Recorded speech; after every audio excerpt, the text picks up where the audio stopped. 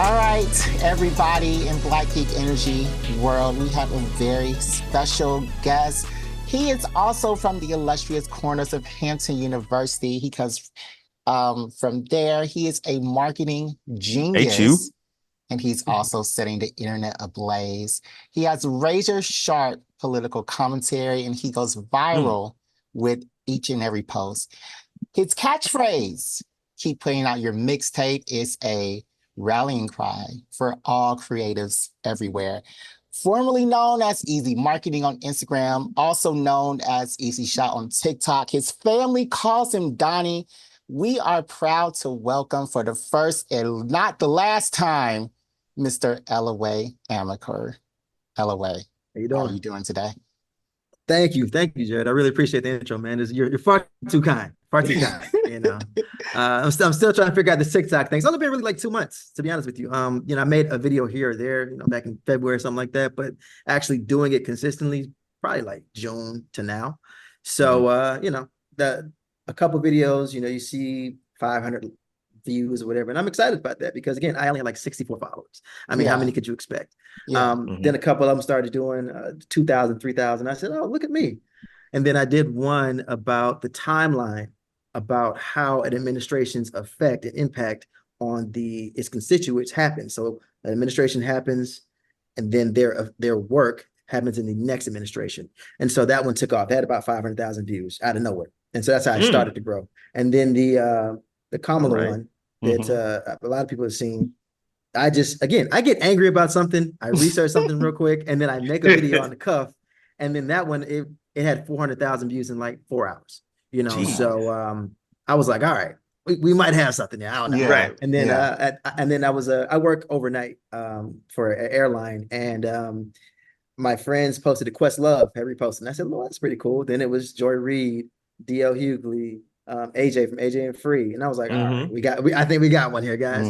So just trying to verse myself in the political spectrum. I can't sit here and be ignorant and say, hey, she locked up all these men, which is the video that went super viral. And I don't know if I'm doing something too early or not, but no, you can talk about anything you want to. The crux of that video, honestly, was me trying to find the thousands of men she locked up. I wanted to do it not even for a video, just for my own knowledge. Because when you work from 10 to 6 a.m., it's really nobody to talk to. Nobody's awake. Yeah.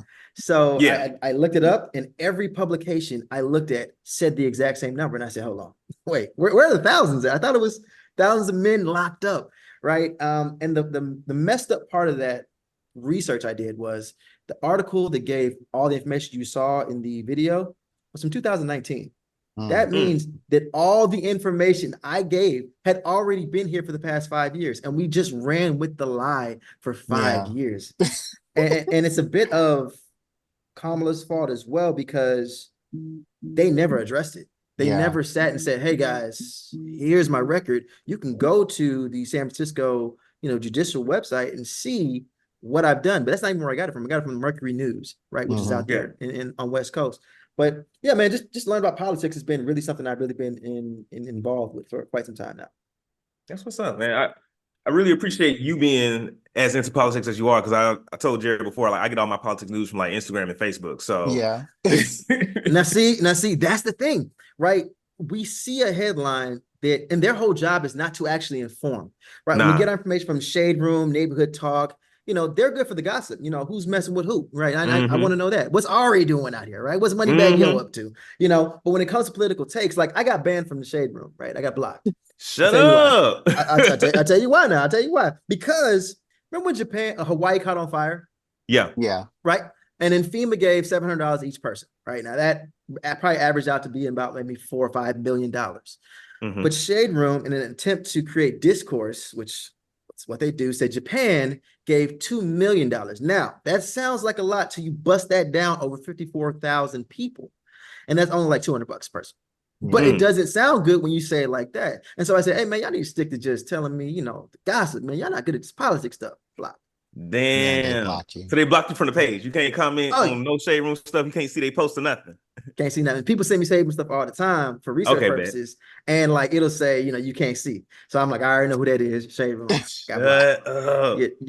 that's how it goes, man. And a lot of us in our community, and I can only speak to the Black community because I am black. We get our news from the internet now. And when I say internet, I don't mean from reputable sources. I mean just who we follow, right? So even on my videos, though it sounds very informed, I always say, hey, man, take what I said and go look it up. Just look it up to verify, right? A video I just did, just posted. I'm gonna post on TikTok later because the algorithm is kind of funny, but it was about the Olympics, right? Y'all familiar with the Olympics opening ceremony? Right? You saw the controversies happening with the Last Supper. Are you familiar with that? No, the Last Supper, the painting, yeah. Oh, okay. So in the opening ceremony, they had what looked to be the Last Supper depiction by trans individuals, a blue guy, and they're all singing, right? Again, this is a global competition. Keep that in mind. Yep. So you see outrage, this is a blasphemy against God, it's a mockery of Christianity, blah, blah, all that good stuff. And so I was on TikTok again, 4 in the morning, 4 a.m. and I saw a video of somebody bashing it, and I say, okay, well, let me look at this a little bit more. Go to the comment section. Top comment is, it's the Feast of Dionysus. Yeah. I don't know what that is, right? Don't know what that is. So I highlight, copy, paste in Google, and just read. Apparently, the Feast of Dionysus. What?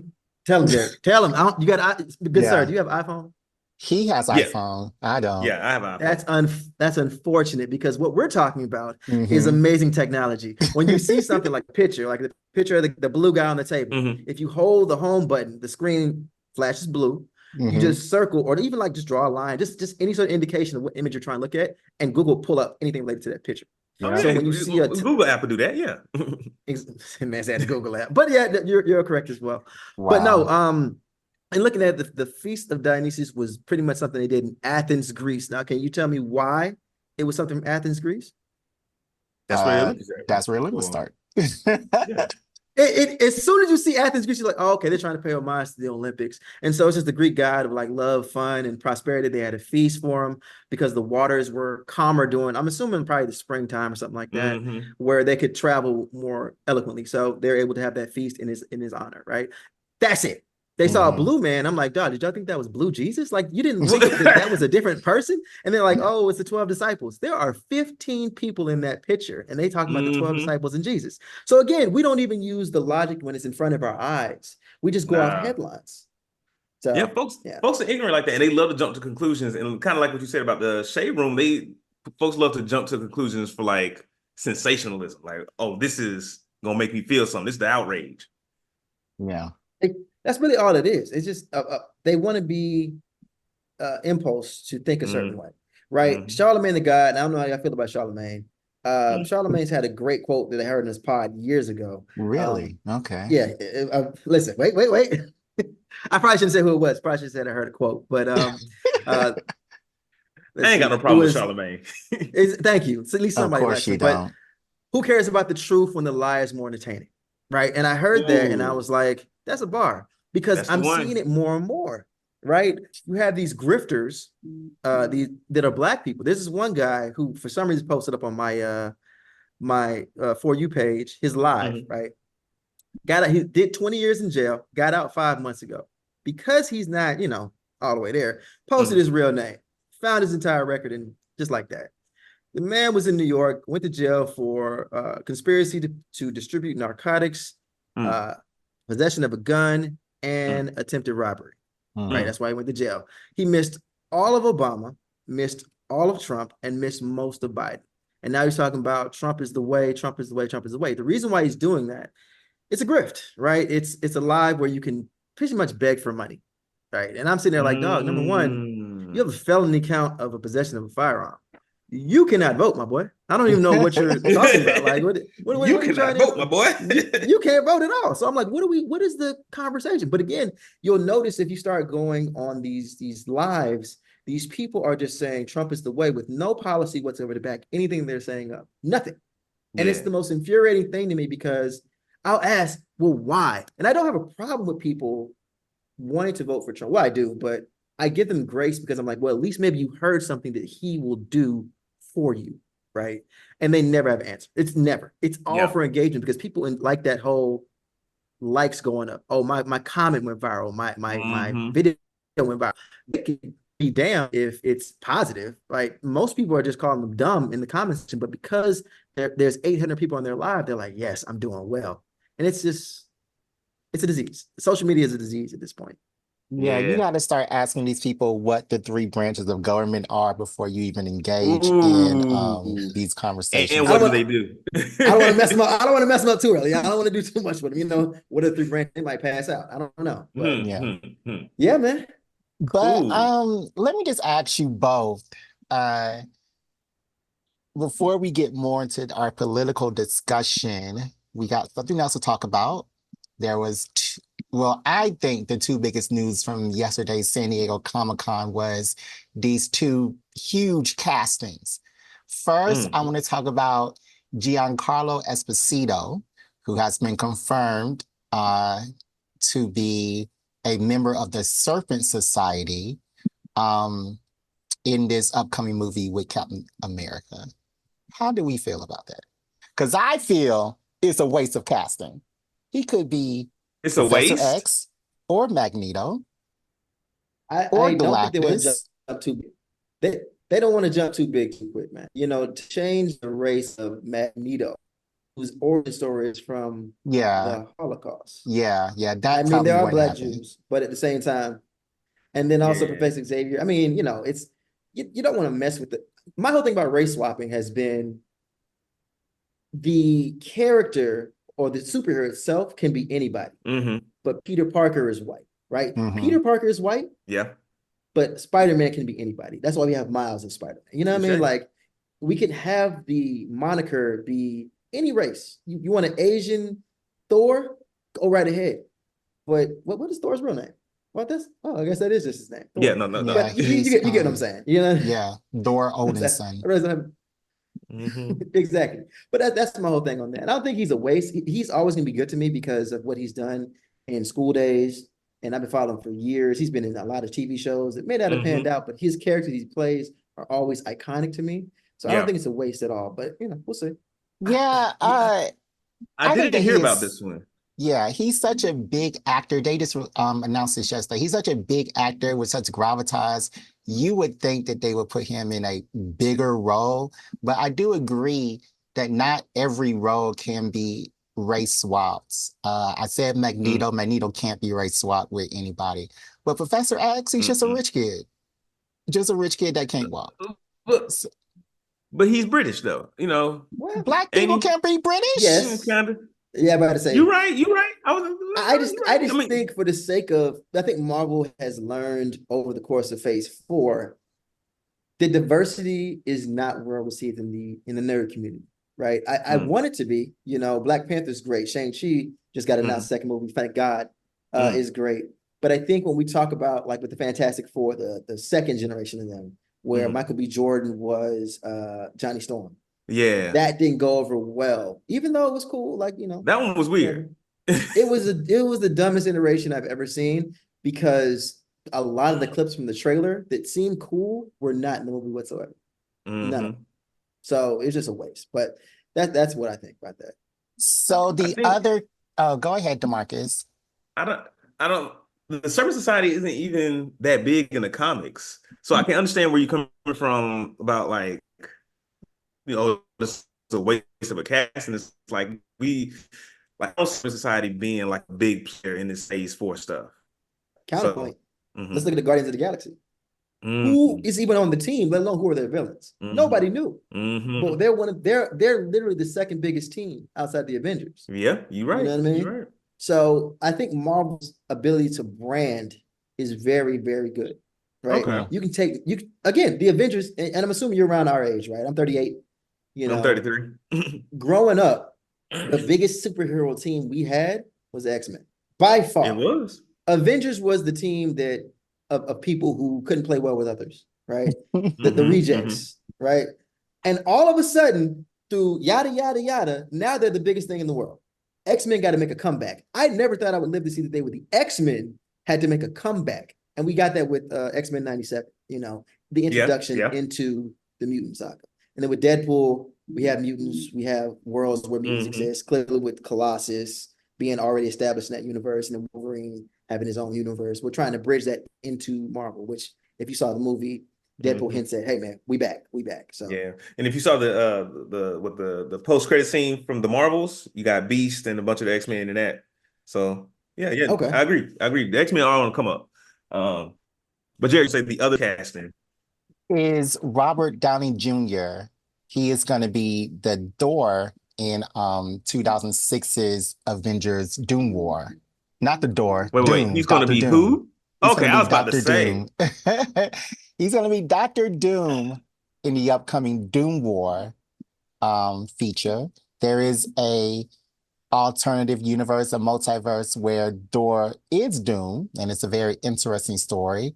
It was written by Robert Kirkman, Mm, who is not very friendly with Marvel now.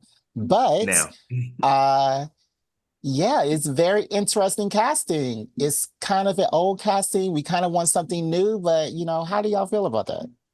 I, I, that one is. I think Robert Downey Jr. will make a good Doom, and I would definitely have liked to see somebody else because I thought like my whole thing is that Robert Downey Jr. was like, oh, I'm not doing Iron Man no more because I'm tired of staying in shape. I'm getting old, I don't want to do it no more. So this is just another. To me, I applied that to all like comic book characters and all these comic book movies, and I was like, oh, okay, he doesn't want to do any of the comic book stuff no more. But now here he is, he's back.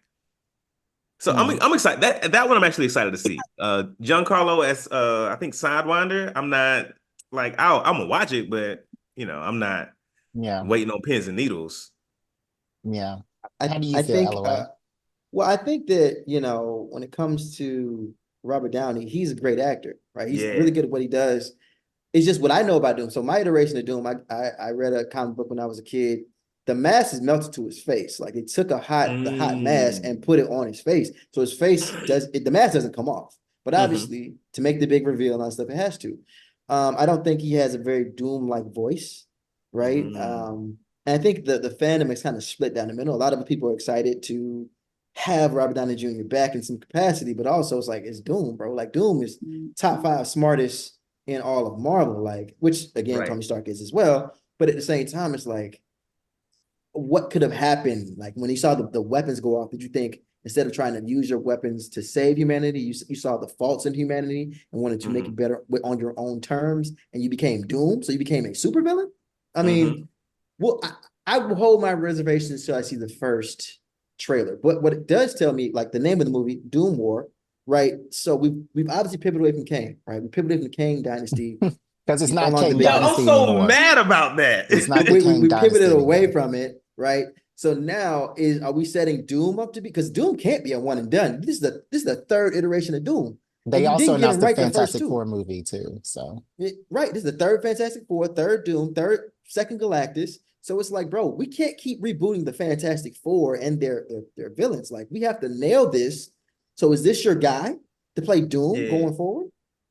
I mean, yeah, mm, because I could see that. Like from that perspective, like Robert Downey Jr., he's already had like a good 10-15 year run as Iron Man.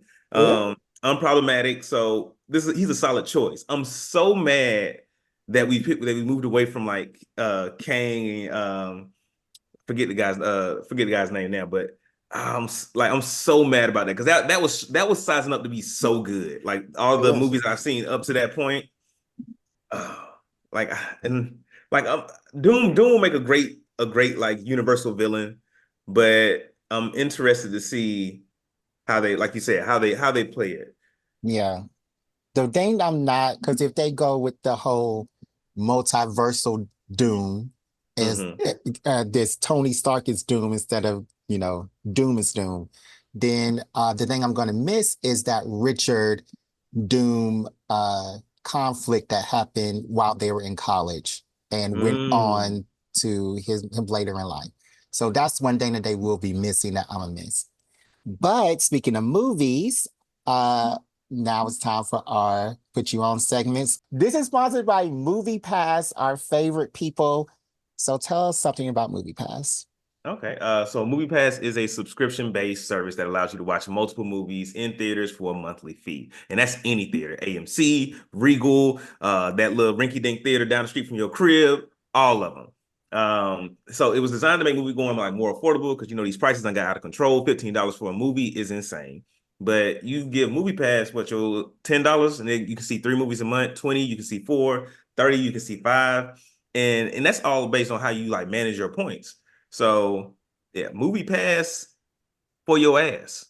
Yeah, I got this. I used Movie Pass Thursday afternoon, and it was $18 and some odd cents. Thankfully, I had Movie Pass. I didn't have to pay that with my money. Mhm. And what I saw was Deadpool and And Wolverine. Wolverine. I knew you was Yeah, gonna say it was that. yeah. I ain't seen it yet. You haven't You already seen seen it it, yet? Ellaway? Yep, I saw it yesterday. God damn Yeah. it. Fire. Please go see it now because they're online going crazy with it. They got whole scenes. And I'm like, bro. The nerd rule, the nerd law is a movie, a big one, not like a regular sci-fi movie, but a big one comes out Thursday. You give folks to about Monday, Tuesday. I'll give you Tuesday is supposed to be the law, but Monday if you're so eager. But folks was out here this morning matter of fact, last night giving spoilers. I'm like, bro, come on now. Come on. Damn. All right. I gotta go see it. Yeah. I saw a trailer yesterday for Deadpool Ring, and I was like, what is this movie about? I'm confused. But y'all saying it's good. I can't wait to see it now. I'm back in. 10 out of 10. 10 out of 10. It's definitely a 10 out of 10. What's it about? I don't know. It's just about cussing and blood and action and stuff. What's it about? I don't know. There is an interesting story, but I mean that's secondhand to everything else that happens. That's the best way to describe it, Jared. That the story be damned. The fights are that's what you came to see. That's all you need. It's definitely what you came to see. The cameos in this one, it is definitely it's insane. It starts from the very beginning. The cameos start, and it happens the whole way through the movie. And then this one cameo will have you leap out of your seat, DeMarcus. This one thing that happens. I know what you're talking about. My thing went crazy. Well, there's 2, but I mean, it went crazy. I mean, there's two. There's 2, but the big one that happens after the midpoint, no. You are going to all right. You are going to just scream and die, and it's the best thing that ever happened. Here's my question: does Deadpool and Wolverine set us up for anything in the future that has y'all excited? No. Nothing set up. No, they don't need to. They don't need to. I mean, you may see. Well. There may be something, Jared. There may be something that happens. Because it's questions he kept asking. Yeah, it's questions. It's questions. He kept asking the same question, and that may be something that happens down the line. But there's 2 end credits, nothing that sets anything up, just some funny stuff. So make sure you sit through both. But that's it.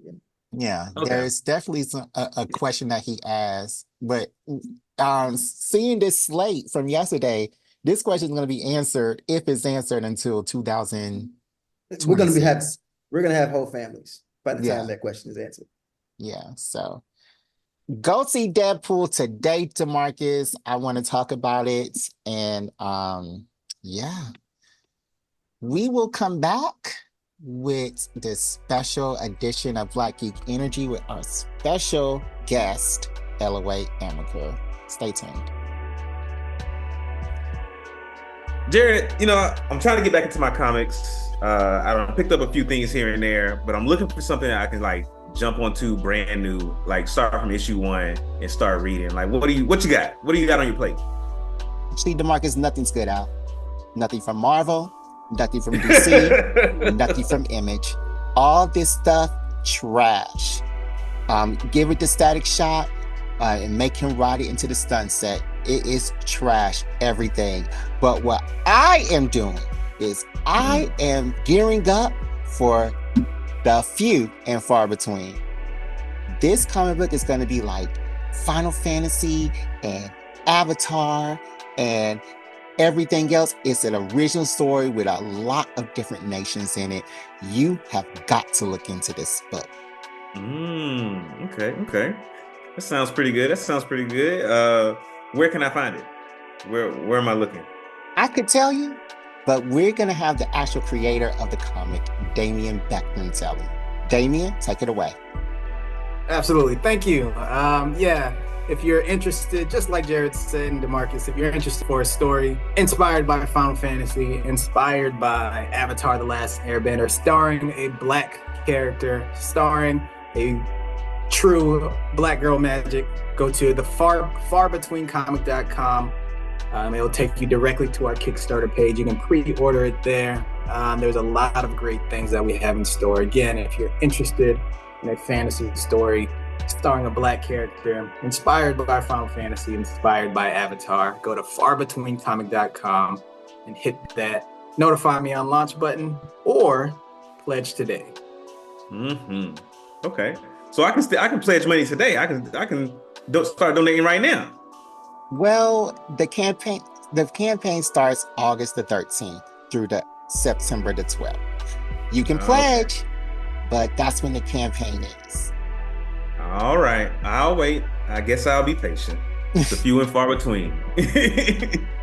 So go to Far Between Comic right now, sign up, and get ready for the best store of your life.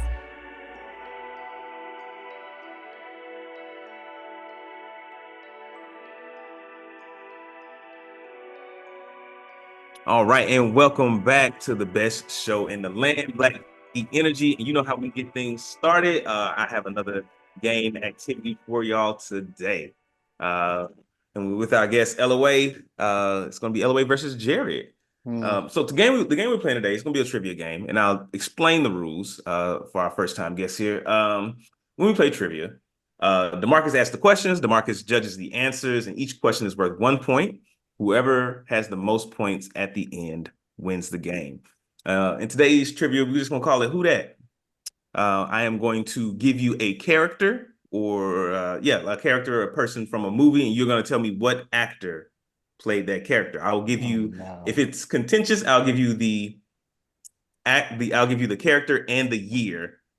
So try to make it a little bit easier. DeMarcus, I'm not good with actors. So can I just say, is that one actor that also played in something else? Or do I have to say their name?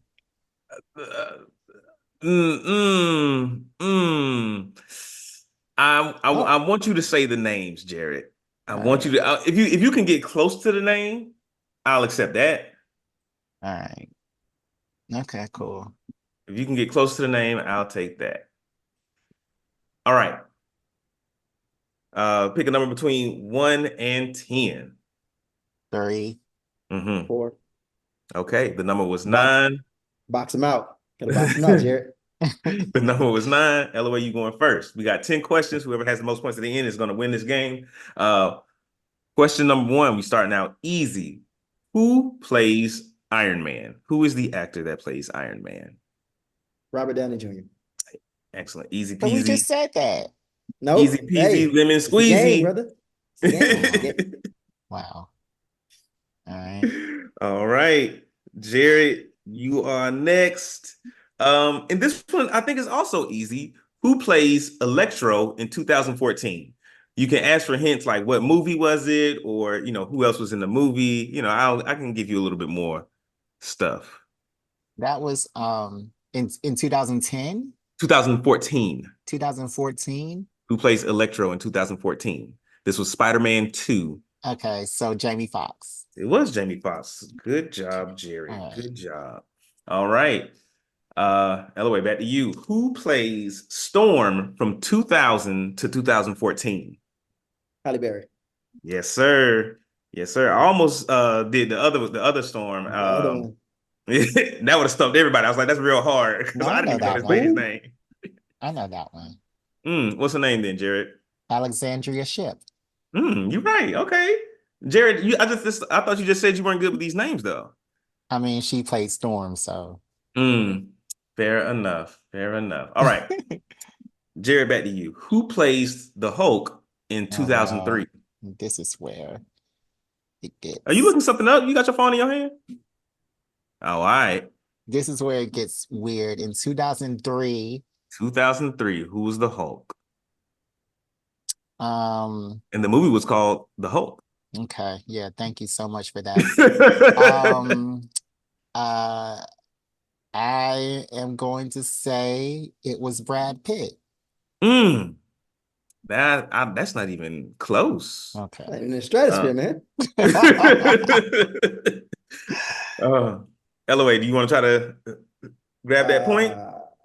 It's 22 people. Mm. That's the first one. Eric Bana.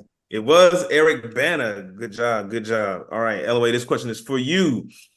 Who plays Rhodey in 2008? Tony Stark's right-hand man, the military. Terrence Howard. That was Terrence Howard. Yes, sir. That was my favorite Rhodey, but Terrence was a little greedy, so they had to switch him out. Got But he was greedy, right to be boy. greedy, though. He was right. He No, knew. not yet. He knew eventually, but not at the time. Yeah. All right, Jared, back to you. Oh, Who Lord. plays Blade in 1998? Oh, Wesley Snipes. Yes, sir. Right, That's yeah. it.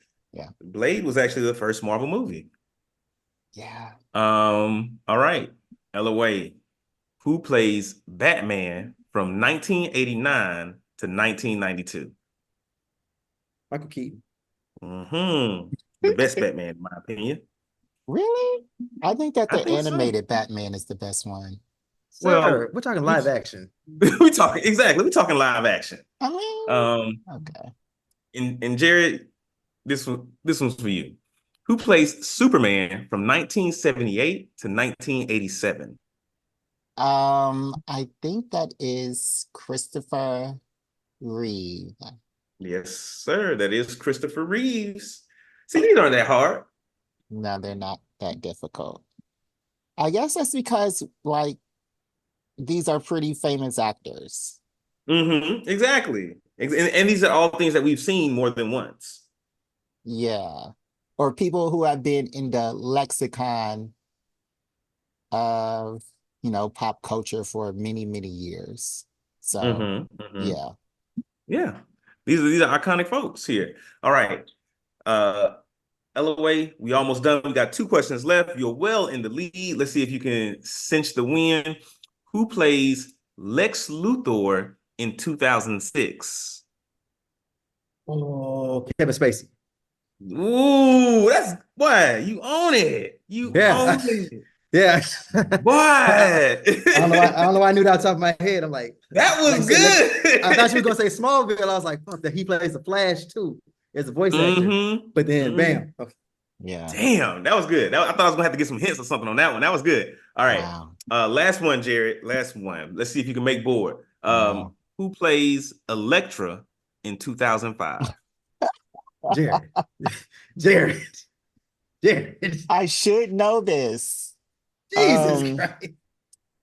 I'll take a hint. The movie was called Elektra. Okay. Yeah, that's great. That's the hint. Okay. I mean, okay, Jennifer Gardner. That's the name that's coming out. Jennifer Gardner. Jennifer Gardner. Okay. Yes. All right now. See this? Well, Ellaway, you won this game. First time on the show, first win. That's what I'm talking about, man. 6-4. What was that? The Hulk really cinched it. Like after that Hulk, Jared gave up the confidence. match. Well, okay. Well, nobody really remembers the Hulk that isn't anymore. Just the one that is now. The Hulk that isn't. Edward Norton was pretty good. Edward Norton's the second one was pretty good. I liked it. But the current Hulk is like crap. Why I can't remember nobody's name all of a sudden. Damn.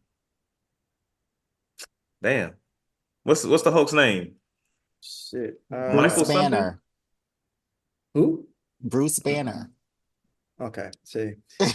Jared's being an asshole. That is the Hulk, for real. What was the name? Like Buffalo, Mark Ruffalo. Mark Ruffalo. I knew it was an M something. I always think Buffalo. Mark Ruffalo. Buffalo. Yeah. Mark Ruffalo. I feel like Mark Ruffalo really cinched that. He does a really good job as like the smart Hulk too. I would love to see him play Maestro at some point. Really? I think so. Yeah. I think he's too silly. I think he's kind of silly. No, I think he has some really good like serious like depressed dramatic parts in there that he really sold. Yeah. Yeah, Okay. yeah, but let's get into the main topic for today. We have our good friend Ellaway on the show for the first time, going to talk about this political scene that's going on in America. Ellaway, I just got to ask you a question from our uh, I just had to ask you a question from our code open.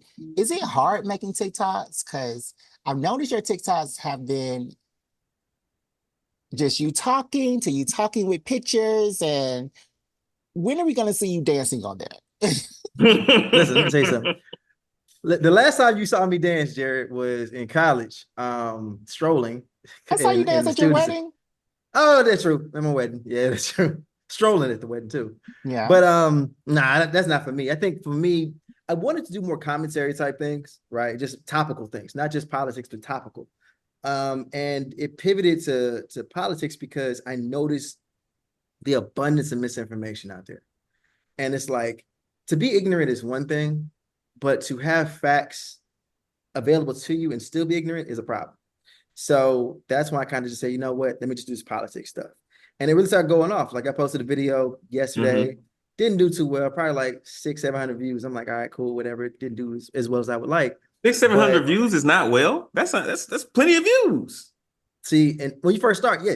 But then if you get a million, you know what I'm saying? You're like, but this one, the algorithm works funny because if people start to engage as it's kind of shown throughout its wave, its course, it'll be like, all right, clearly the first group of people we sent it to didn't really bang with it, but the second group is really starting to like it. So that video is now at like almost 6,000 views. So it's like it could pick up at any point. And then the other, so what I tell people get on TikTok, just because your video doesn't do well, don't delete it.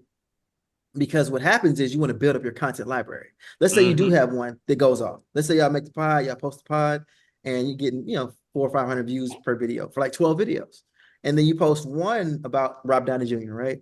And that one takes off, 400,000 views. Well, if people come to your page and see, okay, what else they got? What other takes they got? Because Jared, you're in marketing too. You know that people don't usually buy on that first go round, right? It takes a couple instances of us showing our ads to people before they actually convert into an actual person. So if I have that one video that went viral, let me go check out his stuff. Got nothing else. Got 2 videos. I'm not following, right? Yeah. But if you got 15, 20, I'm like, well, let me see. The second one's a banger. Third one's a banger. I'm following. And that's how you grow. And I've noticed that with a lot of the videos, like the Kamala one, I got probably 3,000 people off of that one, just off one. Right. And then the other one that went viral, that was 2,000, I think, something like that. So it doesn't take a lot. Right. I can give you real numbers too, but the timeline one about the administrations that got 1,900 people to follow. And then the Kamala one is this. No, not this one. It is this one, that one. We're at 3,100. Right. So just off those 2, that gave me the majority of my followers. That's all it takes. Yeah, that is all it takes. TikTok is really funny with its algorithm. But recently, when I asked you to come on to this podcast, it was at 3 o'clock in the morning. And I was like, we got to talk about this. And this was before Kamala entered the race. So I had a whole questions planned out about how the Democratic Party was going to handle Joe, and it was all Joe centered. The next week, while we're recording this, my phone kept going off.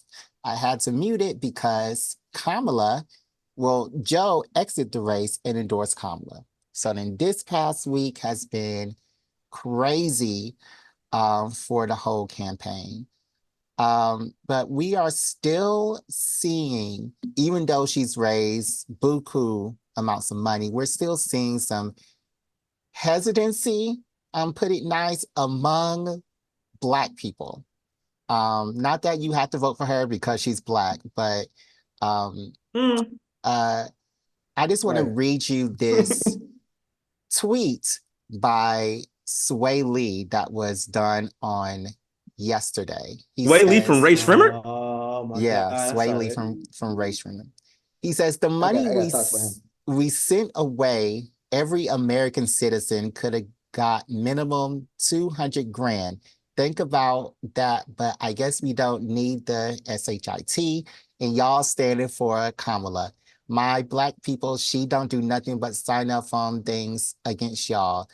Us voting just because you think she's black is not going to end in your favor. So yeah, that's what we're up against. Mm. Ellaway, how would you handle this type of Sway Lee. Sway Lee. So I have thoughts about that Sway Lee thing because I saw that last night, and it's disappointing. No, it's not disappointing. You expect that from him. When you have a lot of money, we look at Republic. Black Beetle, sir, that was a whole thing. That he makes millions off that song. But when we look at Republicans, what do they care about, right? Do they care about childcare? No, the child's in private school, right? They care about women's rights. No, my woman doesn't work. She's at the house. She's taken care of. We care about education. Again, private school for my kids. Cost of food. I have a personal chef. Living, right? I have a mansion, $16,000 a month. I pay it, no problem. They don't have the same problems that you or I have, right? When you look at what Sway Lee's gripe is, he says we give away all this money. I hate when people say we give money to countries because where are they going to spend it at? We give $400 million to Ukraine. Where are they spending that money at? When they say they give money, and this is why I have a problem with these black blogs, at the very bottom of the article, it says the valuation is based off of the cost of the weapons that they gave, right? Yeah. And they said, well, we could have given this money to, it's not money. And there is a little bit of cash. I don't want to make it seem like it's not cash. It's more so aid as far as food and medicine, which is MREs. It's not like some gourmet meals. It's weapons because just the backstory of that. When we have weapons that they get old and they don't work anymore, right? So the weapons that are about to expire, you can give them back to Raytheon or whoever for a fee. That restock fee costs a lot of money. Or we can give these weapons to the other country before they expire, get them off our books. There we go. We did what we had to do. But it's disguised as we're giving X amount of dollars, right? And I just hate that for us. Sway Lee is not somebody who's talked about politics before. You notice how he says she's done nothing for black people, even though he lists nothing of what he wants. These people love to yap. Him, Flocka, a lot of these guys, Amber Rose, they think about the bag, right? They want to get a check. Not realizing they're alienating themselves from the community that made them who they are, right? Ray, you have not come out with anything in years. Do you think we're going to listen to you now because you clearly gone against Kamala? And again, you may say, oh, you don't have to vote for her because she's black. There are two candidates. I don't care about a third-party system. That has literally never worked. There's been 3 people in history that have done anything remotely in that. That is Teddy Roosevelt, who split the vote, right, from his friend, who was a former VP of him, right? There was Ralph Nader, who gave us the infamous Al Gore versus George Bush, right? Wow, this just came out of nowhere. And then you had the governor of Alabama. Now, I'll give you a little information. He ran in 1968 and he won 5 states. You know what 5 states those were? I'll just tell you, all of the South. Wow. You know why? Because it was 1968. What was happening in 1968? Oh yeah, civil rights. That's why he got those votes. Yeah. 5 states. Okay. You see what I'm saying? So no third parties ever made an impact in our government to where we even need to talk about them. There are 2 people. So if you tell me, hey, y'all vote for Kamala because she's black, sir, what is the solution? Right? What are we getting at here? Right? And so they never have a plan. It's just complaining for the sake of being a contrarian about things. Yeah, and I wholeheartedly agree. And then I didn't need to hear nothing more than who goes to Ray Shrimmer for a political opinion. Like, you can, by all means, you can have one, absolutely, and it's up to you where, when, and how to share it. But I'm not finna follow political advice from Sway Lee. We like when you drop another Black Beatles too. I'm there. I'm in there, bro. Get in the booth. I'm finna dance. I'm finna do the dance, but I'm not finna vote. The dance is just staying still. Yeah. And as I say that, it sounds horrible, but it sounds just like when folks were telling Colin Kaepernick, like, just shut up and play. Yeah. They're telling basketball players just shut up and dribble. But you can have a political opinion, but it doesn't mean I have to listen to it. I mean, we say, oh, go ahead, Ellaway. Well, when it comes from a place of misinformation, then no, you Mhm. can have political opinion. I'm tired of the whole, it's everybody's right. Let me be honest with you. When we talk about elections and politics, I'm happy when it's over because Donald Trump never happen again. We just have regular white men, running for president. We can just do Right. whatever. When Barack Obama went against John McCain, if you said you voted for John McCain, I didn't care. When he went against why do I keep forgetting his name? Mitt Romney. When Barack went against Mitt Romney, if you say you vote for Mitt Romney, totally fine. It's not about the Republican Party, it's about him. It's about him specifically. The rhetoric he's had. You guys have seen the clip where he said he's going to give police full immunity to do their jobs, right? He said it once. I let him slide, let him live. He said it yesterday, twice. And that's all that was recorded. Bruh, if police have full immunity, the Sonya May situation, Yeah. that's done. There's no investigation needed. We were carrying out the law. Yeah. Well, you're immune, brother. That's Yeah. it. Case closed. There's no trial needs to happen. They're going to get off. And that will continue to happen. But people are sitting there saying she's done nothing for the Black community. Let me ask y'all a question.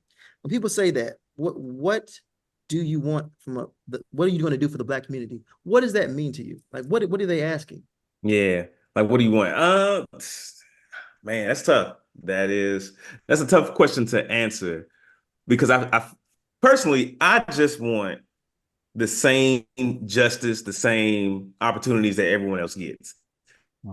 You know, and it's not about for me, it's not about like, oh, what are you doing for the Black community? It's like, what are you doing? Comes down to, because when you break down, when you ask somebody, and y'all can ask this amongst people in your circles, when you say, what do you want for the Black community? What does that mean to you? I guarantee you, with the answers they're gonna give you are not necessarily Black things. Like, oh, I want them to put money into the housing. Well, that's not a Black specific issue. That's just an issue for people with low incomes, right? Yep. So when I say specifically Black, well, I'm asking you, what do you think that means? Because you've never said, I want X, Y, Z. Reparations, I get where people come from with this reparations thing. That's not going to happen. I'm going to give you, that's never going to happen. Not in this I understand what has happened in the past. It's not happening now, big dog. Sorry. We're not going to get 10 bands. And again, if it was reparations, what are we going to get? $500? $10,000? What's a number for you? $100,000? You're not getting that. Yeah. So people don't even have an answer to their own questions or even an idea of what they want. They just want to be contrarian. Like I said, to any sort of point, just be like I want to be different. I want to be edgy. This is serious, bro. We're the new adults. One morning I woke up to ask my parents, and I was going to call my parents to ask them a question. And I sat up and I realized, bro, one day ain't going to be no more phone calls. You got to handle this on your own, player. You are a new adult. You ain't I'm 22. I'm a grown ass man. Now you're 23. Yeah. I'm 38 with a mortgage. I'm really an adult for real. I have to do this for real. For real. There's no more joking about it. I'm dead ass. But I need an adultier adult. You are the adultier. It doesn't get more adult than you. You are the adult, my man. You're gonna ask a 70-year-old? Like, what are you talking about? So that's when I say, you know what, I have to start learning more about how the world works. I can't just worry about where brunch is, where the turnip is, where the girl's at. You have to focus on what are the issues that are pertaining to them. And if you want to ask questions of Democrats, go ahead. And again, my next video I'm going to do fairly soon is going to be about how the votes have gone, right? Because we talk about the rent reductions or other things that could come up as far as votes, and we never check back. If you go to congress.gov, every bill that has ever come out is right there. It's called a roll call, where it gives like who voted on what. And they can even tell you, did your U.S. senator, did your representative, did they vote for it? In Georgia, a lot of times, no. Right? But the information is there for you to react to it and say, listen, I posted about the Inflation Reduction Bill. Senate, it was 50-50. Every Republican said, no, we don't want to pass this Inflation Reduction Act. And in the comment section, people said, well, inflation hasn't gone down. Inflation was at 9%. As of June 2024, it's at 3.1%. Yeah. Right? What you're mad about as an American citizen isn't inflation. You're mad about corporate greed. I cannot stress that enough. Let me give you an example. This Gundam, let's say it costs $2. During the pandemic, we took an L. We got to get our money back, right? So we make it $3. The worst thing somebody did was say, damn, this shit was $2 last month. Why is it $3? That's the worst thing they did. Guess what? $4. Oh, man, it's getting expensive out here, but they're still buying. The price is the price until you tell me it's not. You understand? The day you tell me, yo, I'm not paying $7 for grapes, bro, they back off. We look at it with Target, Amazon Fresh, Walgreens. All these stores said, let's chill out. McDonald's even did it because their core demographic makes between $30,000 to $60,000. They said, I'm not paying $12 for a Big Mac, dog. So guess what they did? They made the $5 meal. Not until the American people say, you know what, enough is enough. I'm not doing this. That they go back. Rent? You think the government can tell a landlord how much to charge for their thing? Right. No. I have renters right now. My house, my mortgage is $500 in the house. I charge my renters $2,600. You think the government can tell me, hey man, the max you can charge is $2,000? No. But the day somebody says I'm not paying this and I can't find another renter, guess what I'm gonna do? Lower that rent. That's how it works. So your problem isn't necessarily inflation. Inflation happens every year, about 2 to 3% every single year it goes up, right? That's why a can of Coke was a nickel in 1940, and now it's $2, right? That's like a 10,000% increase. But at the same time, with inflation, the cost goes up. You're mad at your job because they're paying you 50 grand for something, knowing damn well it should be 75, 80 at this point because of corporate greed, because their shareholders, their CEO, they're not going to pay you more money because if you decide to quit, the next guy will take that 45 smiling. Yeah. You see what I'm saying? So a lot of people's concerns and issues that they see are very surface level, and they have nothing to do with the government. Nothing. But because they don't know who to blame, they just blame the government. I'm not saying the government's innocent. Not at all. But their root causes are corporate greed at the end of the day. Now let's go back to the I know that it was said that, we aren't going to listen to Sway Lee, but we're all college graduates from Hampton University. But what about the people that didn't graduate from college that are young in the Bluff? First of all, are they voting this year? Are they going to vote? No. And because there's a process. It's not an automatic enrollment to registering to vote. You got to fill out the form, turn in the document. They're not going to do that. Remember, in Hampton, one of the Alpha's core tenets is the voter registration drive, and we got a lot of us to sign up to vote because of that. Right? That was when that was the first time I signed up. No matter of fact, it was because of the Alphas. I was 18 when I came to college. That was my first year voting. It was John Kerry versus George Bush. Right? That was my first election. The only reason why I knew anything about John Kerry is because in high school I had to do a report. We had to pick a candidate from the Democratic side and just follow them. And so my guy made it to the end, right? It's the only reason I knew who John Kerry was. So a lot of them are not abreast of it because what were we doing in college, Jared? I said we was at Harkness Hall. We was running the streets, trying to get to the Highland Jams. I did not care what none of that stuff affects me, bro. I got to get these grades, and that's it. My parents, I'm on my parents' health care. They give me money, a couple dollars here or there to hold me down with food. So I go to Burger King before it burned down. That's all I did. That's all I cared about, right? But because we're older now, the younger generation, they're getting more involved because they understand the ramifications of what happens, right? Let's say Trump gets in office. He has two picks, a conservative and a liberal Supreme Court justice are going to retire this year. That could be two more conservative. That means every single vote until you die is going to be 7-2. You don't even need to know what the vote is. It's going to be 7-2 until you die. Interracial marriage on the table, gone. Gay marriage on the table, gone. It's just what happens. And that becomes the law of the land. So voting has become very important. I think Gen Z is starting to understand, hey, man, this 60-year-old person is controlling my life. I'm 20. Yeah. You know what I mean? So I got to get more involved. And hopefully they do.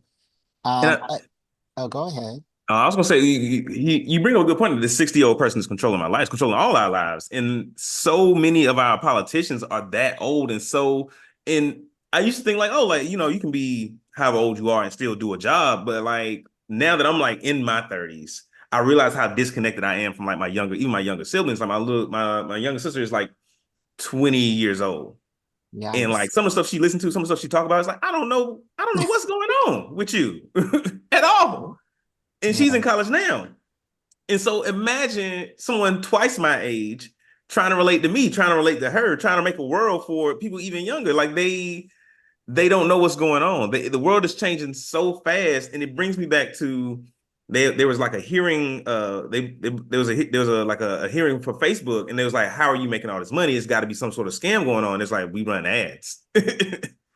And it's like they don't even understand, like, not I won't say they, and I won't say paint them all with wire brush, but like so many of them don't understand how the world works today, especially with the advent of so much technology and the internet and everything. And like with AI coming now, like I think in general we need younger politicians. Yeah. I mean, JD Vance is an example, not a good example, but an example of the fact that you or I, Jared, because we're about the same age, right? Like we're the same age. I'm 38. JD Vance is 39, right? Something happens to Mr. Trump here. JD Vance is president, a 39-year-old president. You know what I mean? That could very well be the case, right? But at the same time, like you said, there needs to be term limits, and that has been proposed. A lot of these bills, like when they talked about hedge funds not being able to buy up all the family homes, right? They introduced that bill. We were like, yay, let's get it. I checked. That bill was just suggested. It was introduced. That's what it has, like 5 sections. It was just an introductory phase. That's it. They never talked about it again, right? That's why you don't hear about these things. Oh, did that become a law? No, and it just got introduced. They never brought it up again, bro. Wow. You see what I'm saying? Like Okay. a lot of the laws and bills and a lot of the bills that you hear about, they're like, oh, that might help us out. Either one of two things happens. Either Republicans vote overwhelmingly against it, or it never gets talked about again and just sits on the shelf. That's typically what happens. And then Democrats, maybe with maybe 2 or 3 outliers, they all vote for it. Anything that can help you or I gets voted for Democrats. So when they say the Democratic Party doesn't do anything for them, it's not a monarchy. Well, not a monarchy, but it's not a system where they can control what happens. They have to develop bipartisanship between them two, and it has to get through certain sectors. It doesn't even make it through one because it gets rejected. They amend it, they do it again, it gets rejected again, and it becomes so diluted, it doesn't do the impact that it initially was supposed to do. And that's how we end up in the situation we're in. So I can't blame the Democrats because, well, I can, because the time when we had the House and the Senate, we didn't do very much, which is weird. But once it got back to business as usual, where the House controlled this and the Senate was this, it's just stalemates. So another thing that you were talking about is, yes, people like me are going to vote a certain way, and those bills are going to help us a lot that aren't getting passed. But they are also going to help the typical Republican. Like I know you said Republicans are rich and whatever, but the majority of Republicans are just like me or poor. And they live all the way out in the Midwest or whatever. So I'm just wondering, why don't these Republicans who are in the same predicament as me or worse, why are they voting against their needs? Because nothing that they're voting for, the Democratic Party, is going to specifically help Black people. They're going to help everybody. So why are they voting against their needs each and every time? And then being happy about it when the bills don't pass? Because the Republican Party has mastered the ability to create situations and produce solves for those situations. Case in point, the border. If you go to the Department of Homeland Security, Department of DHS, and go to the statistics, they're bringing fentanyl across the border. Yeah. If you go, and I have it already, I could send it to you right now. Most of the fentanyl that you hear about on these Republican conversations is brought in from regular ports of entry by American citizens. 90%. 90%. And it's not something I think about. I don't give you things I heard from somebody. I Googled it. I looked at it. I went to the Department of Homeland Security's website, typed in, how are the drugs coming in? 90% are from ports of entry, primarily from China. If you want to be honest, it comes from China. And then regular Americans like you or I drive them in cars. Surprise. You think they're about to bring tons of cocaine, driving through the border thing? Are they driving it through the gate? No. Yeah. When you think about the logic of how that would even work, it doesn't make sense. Yeah, there are some gang members. Now, I will say, to shoot the Republicans some bail, the number of immigrants that have been detained at the border has substantially gone up. You may have seen 2,000 to 4,000 detained during Trump's era. You may see 10 to 15,000 that are detained during. Yeah. So to some degree, there has been a border situation that is a problem. Now, here's the problem where you can be like, damn. There was a border reform bill that was voted on. Do you think it passed? No. Mm-mm. It was overwhelmingly voted against by Republicans because Trump, Big Daddy Trump, wanted the wind to come under him. Yeah, So I remember when that. Biden was trying to do something, they said no. And guess what Trump's whole speech is about? Yeah, Immigrants, immigrants, immigrants, illegal immigrants. aliens. Yeah. And apparently they're going to take the jobs. Now, have you ever seen a white person in the fields picking oranges or on roofs? No, Yeah. not because they don't, not because they don't want to work. And these people who get these immigrants, I saw a couple videos on them. They put out the ads on radio and newspaper, and no one comes. So they have to go through certain channels to get immigrants to pay their fee that they have to pay for an immigrant. And it costs, they actually take a loss on that employee because they have to pay the fees to get them to work. But the job won't get done and they'll make no money. So taking a loss of some kind, but still making somewhat of a profit is what they have to do. So it's not so much that I'm going to give me some cheap immigrants. No, nobody wants to be in the fields working. Nobody. So Yeah. And I think a lot of times it's just the amount, like the amount of pay, the amount of work versus the amount of pay. Because like I'm not gonna go pick oranges. Like that's too much work and not enough pay for the lifestyle I want to live personally. And I see that I'm actually seeing that with the company I work for. The amount that they are paying for like a lower level contracting, like writing position. Like a lot of folks don't want that. And then so they outsource it. They get teachers in like Latin America or other places, and they're willing to do that job for a few American dollars. Where we're like, no, like I want to be able to buy the newest game system when it come out, and I want a 2-bedroom apartment for just myself. Yeah. I'm speaking for my own desires. Those are things that I want to do. Yeah. you're not wrong. And let's not forget when you were talking about the drugs coming in that when they are bringing in the drugs from Mexico, it's not Mexicans, it's white people. And Regular white people. It's regular white people overwhelmingly. And let's not forget that JP Morgan had a whole cargo ship full of drugs. Shut the front door. Jared, every few years I bring that up. Yeah. Bro, y'all don't remember when the container of drugs came through and they just never talked about it again. They don't talk about it. No, JP Morgan shut that down. That's one of the biggest banks out there. Yeah. Dog. You think they're gonna get them with a drug charge? Get out of here. Yeah. So yeah, let's not forget that. Can we talk about how some of these challenges that Harris is going to have over these next 100 days? That's all she has when Biden and Trump had, 2 or 3 years. I know people are saying that Biden, his exiting this race was some sort of plan of his, to make Trump pay all this money for these ads and make his whole campaign against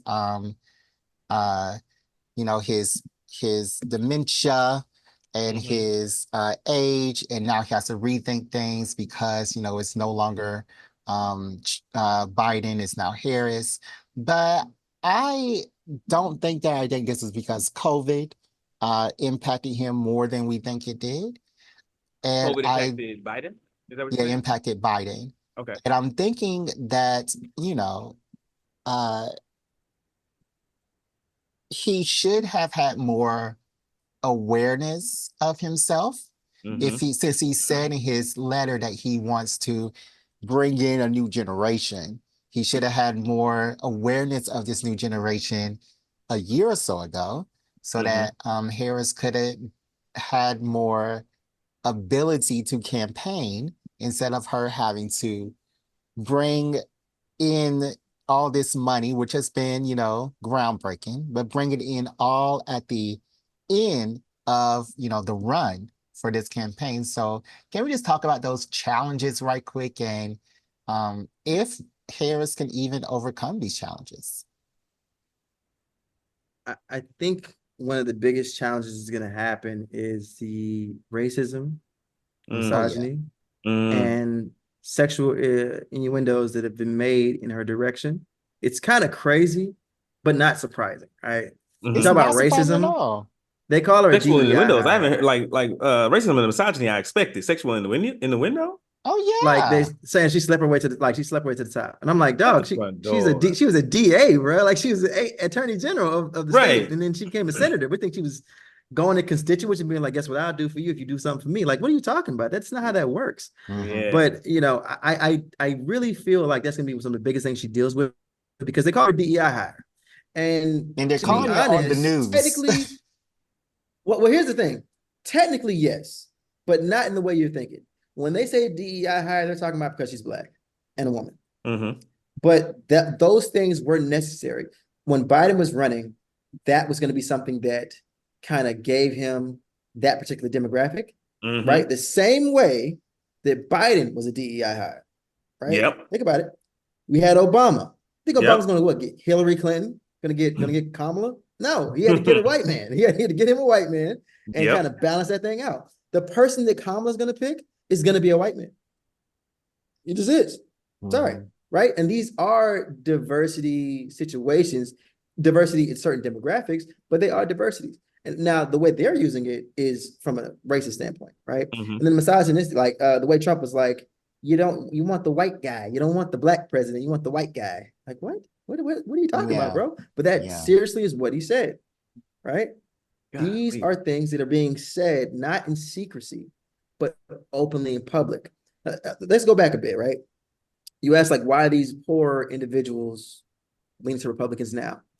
Going back to the data when we talked about the election that happened in 2020, it wasn't so much, no, I'm sorry, not 2020, 2016. The reason why Hillary lost wasn't so much that Donald Trump beat her, it was the fact Democrats didn't show up to vote, right? It wasn't like an overwhelming number of Republicans showed up. The same number, it was like 48 million. It was the same number that had always been historically.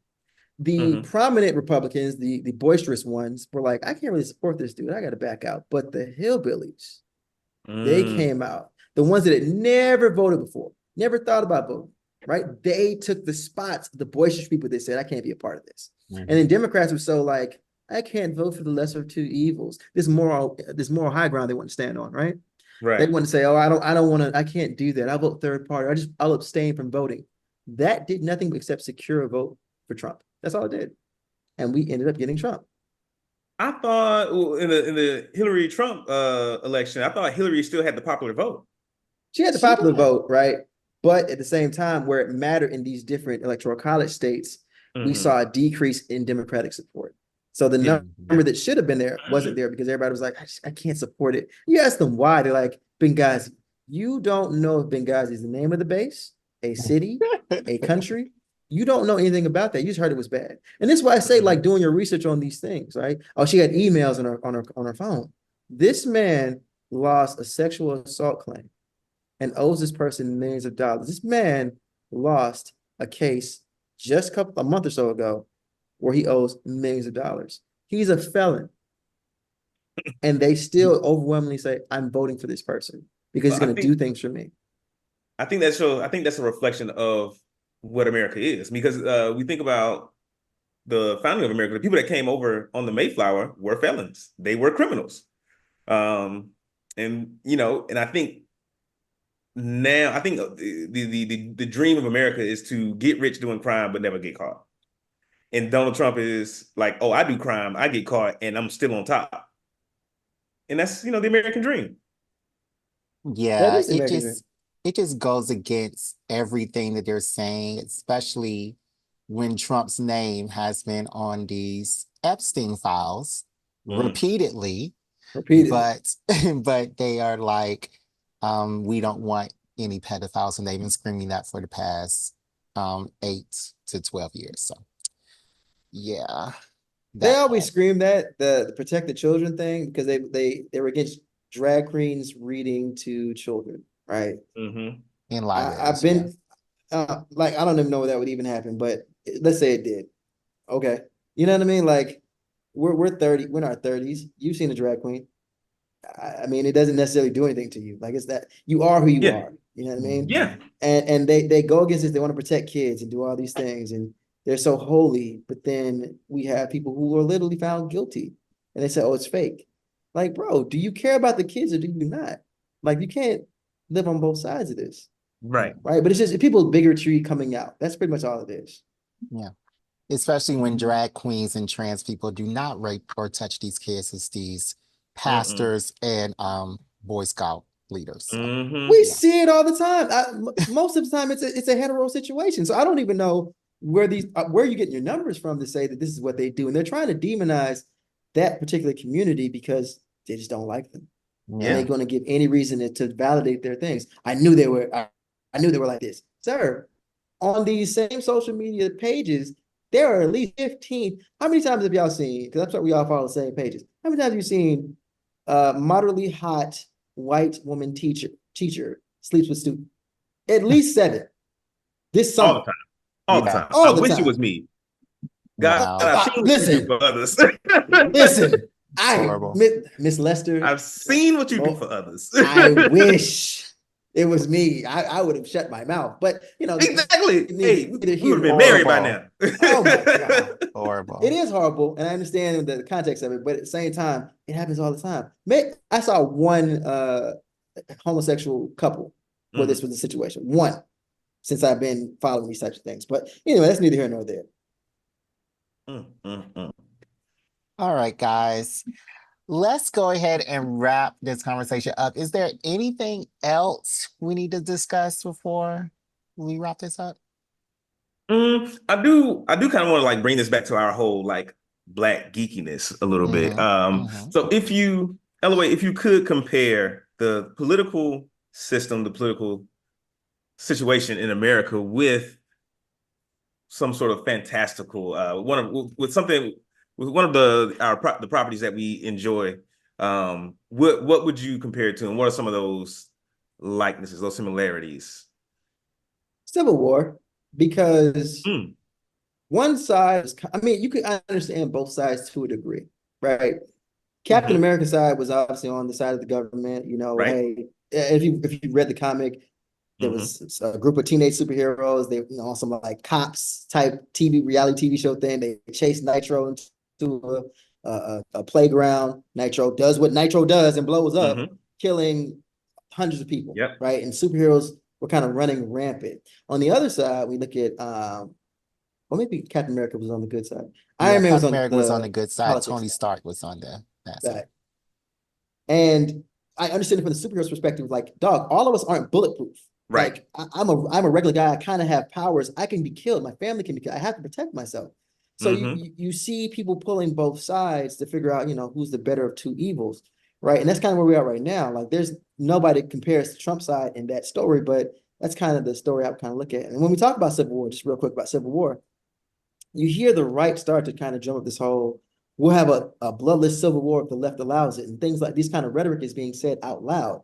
And in my mind, I'm like, okay, let's play devil's advocate here. Let's say a civil war does break out. I'll give you 10,000 men, 10,000 guns and ammunition. What is your next step? What are you about to do now? You about to just attack a building? Whose side is on who? Are you going to make uniforms? The second you all say you're a combatant of America, you are no longer under the protection of America. They will drone strike you. This isn't the 1800s. Everybody had muskets.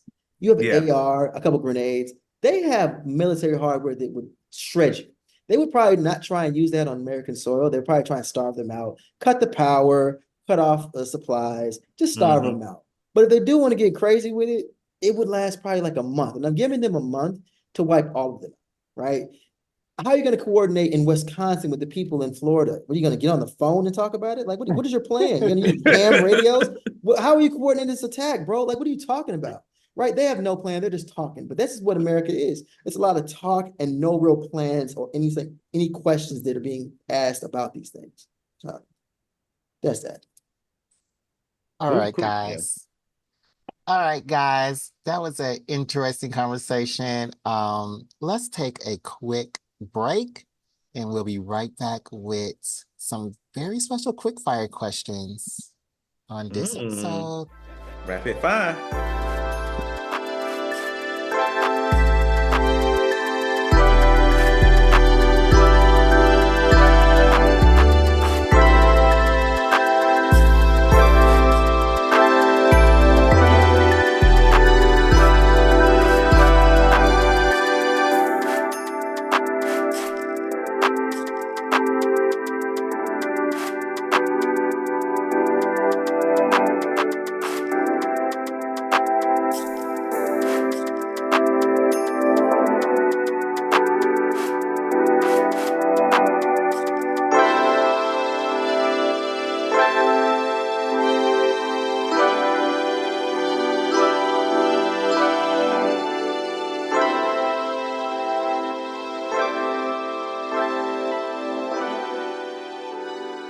All right, guys, we're back. You can contact us with any of the links in our bio. So, Ellaway, every time a new guest comes on for the first time, we ask them some quick fire questions. And these questions are some things from past episodes that we just want to see how your viewpoints are, and some things from other places. You can answer with a yes or no, or with the answer, and you can give an explanation if you want to, but it's not required for this one. Okay, you ready? Yes. All right. So, what superpower would you have? Telepathy. That's the only one that makes sense. Okay, you said I didn't have to answer, but I will, because I've always wanted to answer this question. When you think about superpowers in the real world, not like in a fantasy world, what is flight going to do? I don't. If you told me I could fly right now, could I fly to Florida from my house? I don't know which way to go. Right? Super speed. How You can't read a long is map. But I'm gonna read a map while I'm flying. Super speed. Where am I running to? Do I have to eat like the Flash? That's craziness. I-beams. What practical use is that? Super strength. Am I picking up cars for fun? I don't need super strength. It's cool to be strong, but so the only way I look at it is if I have telepathy, I can implement ideas in people's minds. Say I go to a gala where it's a bunch of millionaires. I drop, hey, every month you send this person $1,000 via the mail, just $1,000 cash in an envelope. And that is in their mind. And that's what they do. So every month I'm just getting $1,000. I'm rich. I don't have to rob anybody. It's pretty much $1 to them, right? I'm using my gift to use it in practical real life. I go to a car dealership. I let them say, hey, this man just paid for a car. And they give me that car. I mean, is it the best ethical use of it? No, but you No, didn't so ask you that. just want telepathy to steal from people. Jerry, every time we talk about superpowers, you say you use them to steal. Do not That's a call the kettle I'm just black. saying. You I'm ain't- just saying. So, Look at so that you pie. want? So the only Good, thing Jared, that you Jared. want this for is to steal. Do me a favor, Jared. Can you take this arm right here, do like this for me? Just do it real quick. And then do like this for me. You are not a teapot, brother. my You're God. a pie calling me wrong for my beliefs. Okay. All Hey right. yo. No, that's smart though. That's a smart answer. That's a smart answer. Professor X or Magneto? Magneto. Magneto was always right.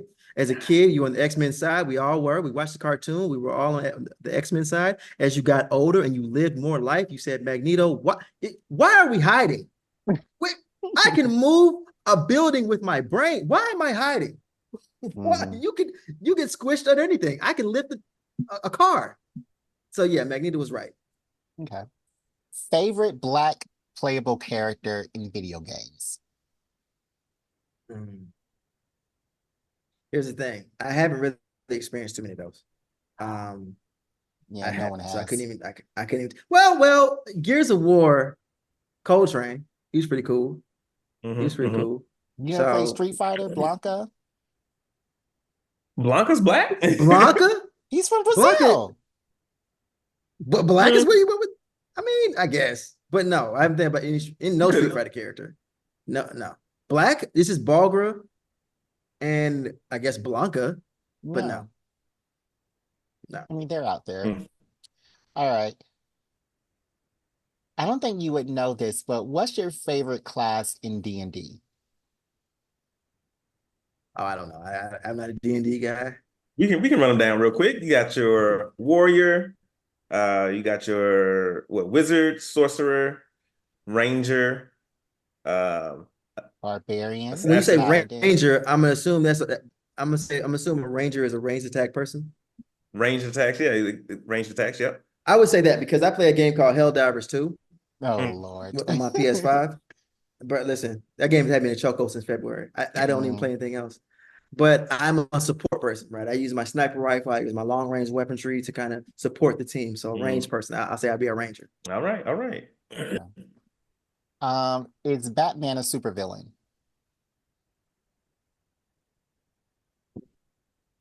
We get the moral situation of Batman.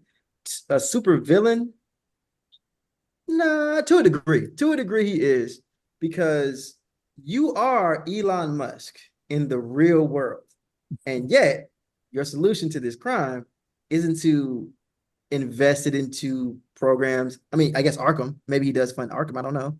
But your thing is to dress up as a bat and fight this crime, right? I feel like you're doing more harm than good because you're not killing these people, which is no fault of yours. So you put him in jail. But Peacemaker. When Peacemaker, I'm certain y'all watch the show, he goes in the rant against Batman. And he's like, how many people has Joker killed? And every time he catches him, he puts him back in jail. And in a week, Joker's back on the street.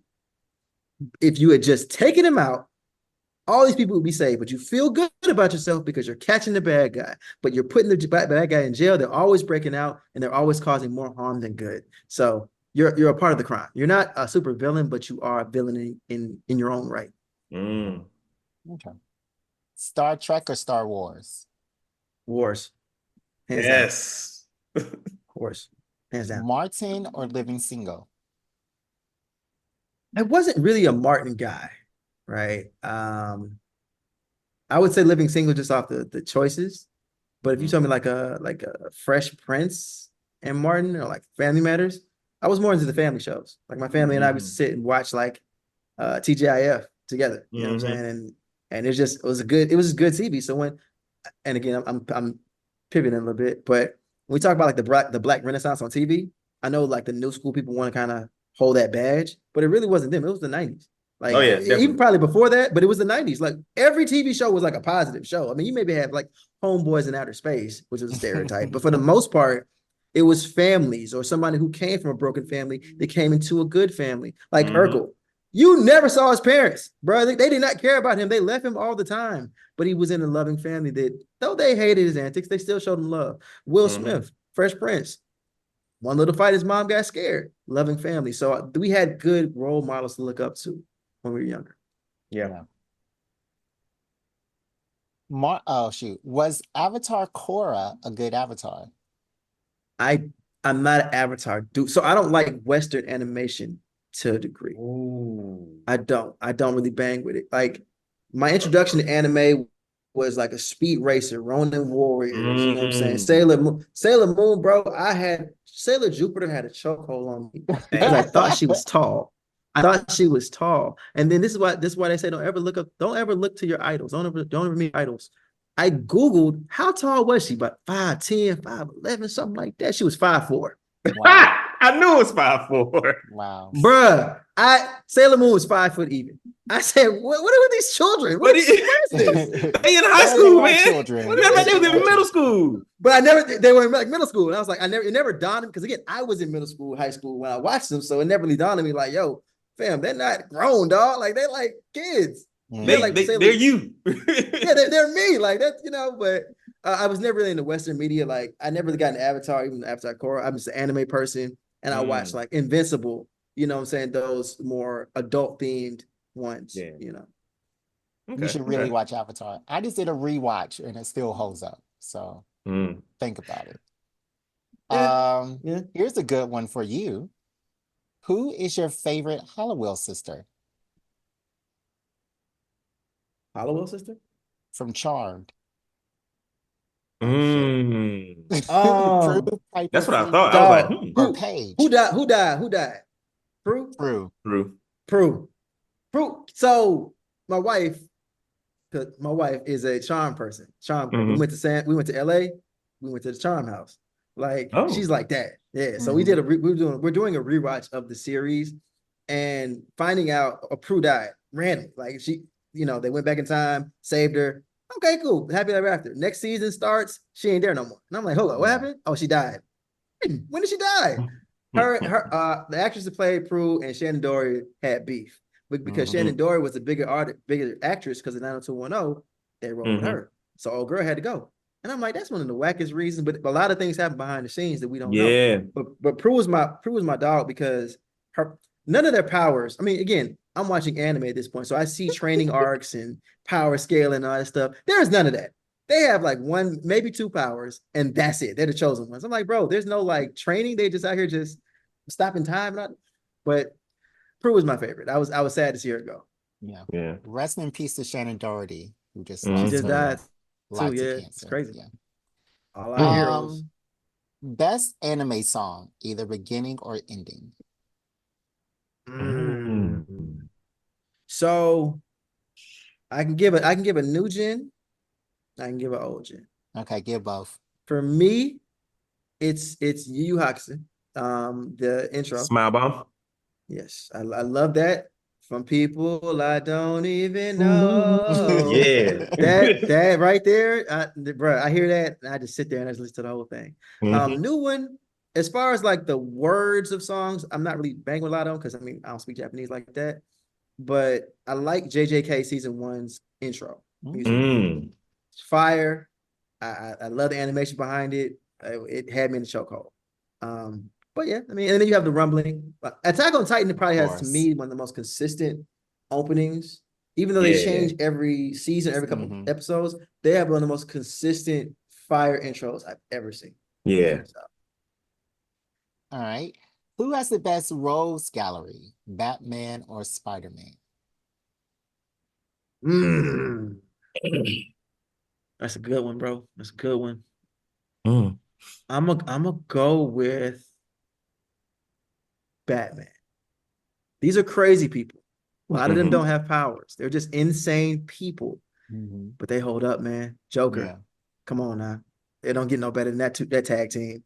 All right, you got Scarecrow, you got Clayface, you got Penguin. Like, I don't see a Rhino TV show being produced by Marvel. You know what I'm saying? We got the Penguin coming in September. That trailer aside, first of all, Colin Farrell's transformation to the Penguin. Yeah. If you didn't tell me that was Colin Farrell, I would No. never know. That was one of the most impressive transformations I've ever seen. Speaking of the Batman, Robert Pattinson's Batman, I know we all were like, but for a year 1, year 2 Batman, I'm not mad. Jared, I see your face. I'm not mad. What do you think about him? No, I didn't like it at all. I know you didn't. I didn't like his Bruce in that. Bruce is supposed to be a playboy. Bruce is supposed to be with all these women. Bruce was always a playboy. Bruce was always in his early 20s? Yes. Yeah. Okay, Like he probably he had the Bruce money. came back Like to he didn't. Gotham. He was in those streets as Bruce Wayne, and he was on top of those buildings as Batman. But he was really living up that dual life. So I didn't really like his Batman.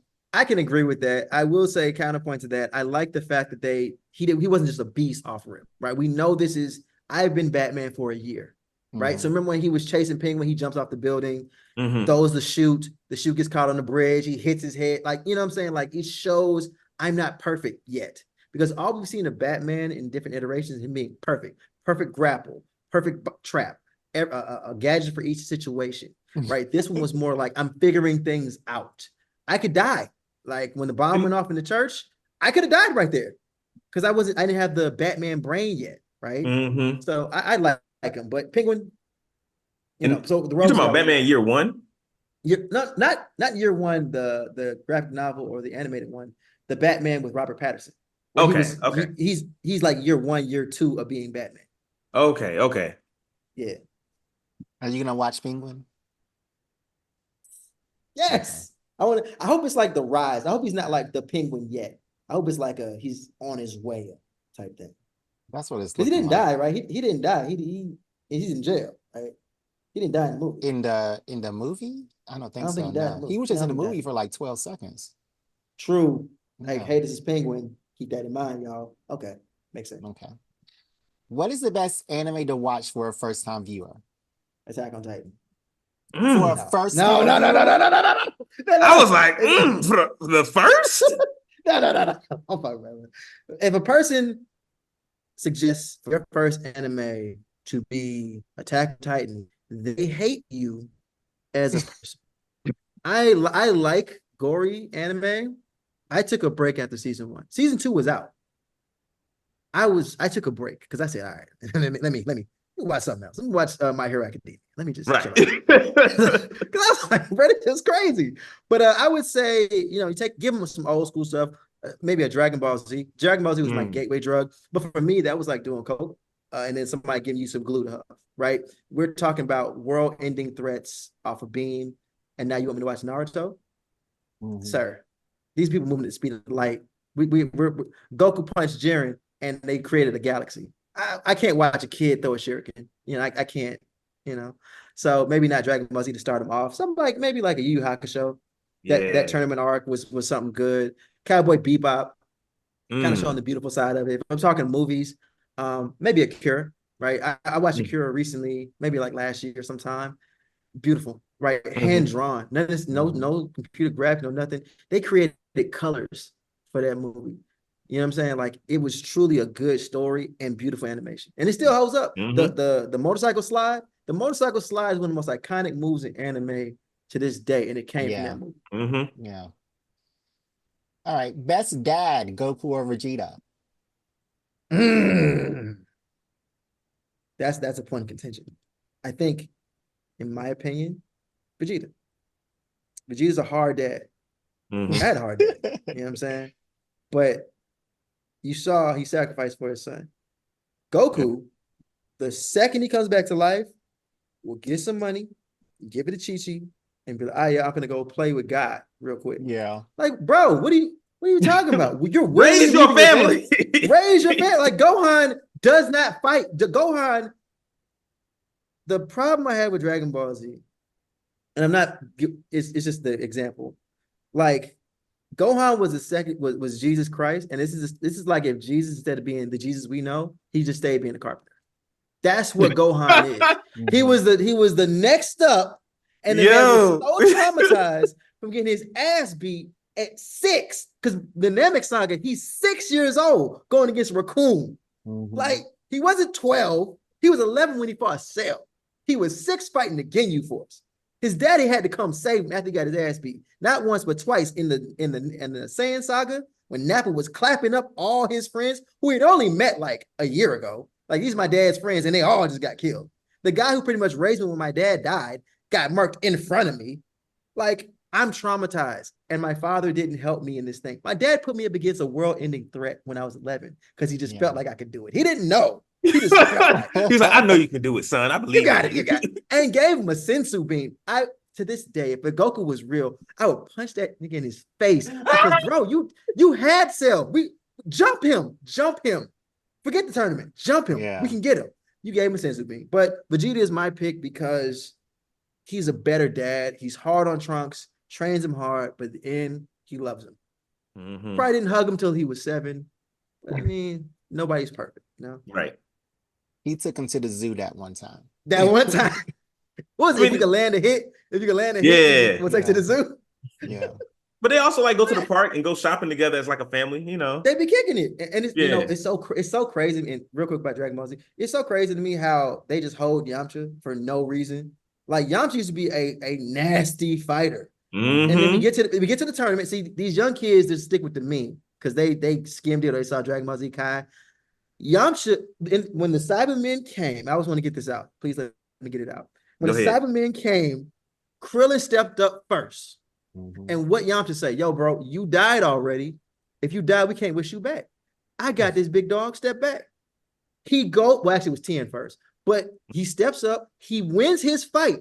But he's thinking like, oh, this is a tournament. He's down. I won. Got too cocky. It wasn't that he was trash. He just got too cocky. Got locked. Like, okay, let me get up out of this real quick. Oh, shoot, he's blowing up. Dead. It happened instantaneously, y'all. But the kids today treat him like he was just ass. And then having Bulma leave Yamcha for the guy that killed all her friends is insane logic to me. I don't know what Akira Toriyama was on. I don't know if the voice actor maybe slept with his girl. I don't know what happened. But the fact they hold Yamcha like that is unbelievable to me. Yeah. That was... I'm a bigger fan of Dragon Ball than I am Dragon Ball Z. And in Dragon Ball, Yamcha was that man. Yamcha was giving these folks hell. Giving them work. I'm like, bro, and this is why I look at it with Dragon Ball Super. If we're not, either we're going to move to the kids, Pan, Goten, Trunks, bring back Oob. We're gonna go to the kids, or you're gonna give the humans a power boost. Because I'm not watching the Saiyan story no more, man. I'm not watching the Goku story no more. He's been saving the world since I was in the 7th grade. I'm 38 with a mortgage and almost kids now at this point. I want somebody else to step up. I don't know if y'all saw on YouTube Dragon Ball Divergence. I'll send you the link, Jared, when this is over. Okay. But it's a fan-made, it's 4 parts. And that's all they have so far. It's like these fan-made thing. they treat it so well. Like everybody's a teenager now. Like Goten, all of them are teenagers. And some of those beautiful animation fights. Now, in the beginning, the first episode, it's rough, okay, they're trying, it's fan-made. By the time we get to the fourth one, yo, watch out, man. These boys got it. These boys, let them carry on the mantle for Dragon, but they got it. This story is crazy incredible. I'll send y'all the links, so y'all check it out. Yeah. Send us that. So they're coming out with a Goku as a child again. That's canon. Y'all don't want that? Okay, never mind. All right, sir. We already have Dragon Ball, and it's a classic. We already did it. We already did it. Why are we doing this? I don't want to get. And we got them all as kids. Why, man? For what? Okay. I still would like a Krillin story, just because, like a day in the life or something. Krillin is the strongest human. Listen, I know we say that. Tien been in the gym. Tien ain't stopped training. Tien did not stop training. I don't know if we can still call Krillin the strongest human anymore. Tien never stopped. All right, just 4 more questions. Ellaway, what is your favorite video game song? Anything Sonic. I said this the other day. Sonic, bar for bar, game for game, has one of the best soundtracks you will ever hear. You're gonna hear some Zeldas, maybe a little Mario, but Sonic, pound for pound. Sonic 2? Oh my God. Yeah. Get out of here. That's the one with Michael Jackson. What do you mean? Oh, you didn't know that? Fill me in, brother. Michael Jackson is uncredited as like a helper on the Sonic 2 soundtrack. Jesus. Sir. You just made my day. I'm about to go on YouTube, listen to the whole OST. All right. Favorite Black superhero?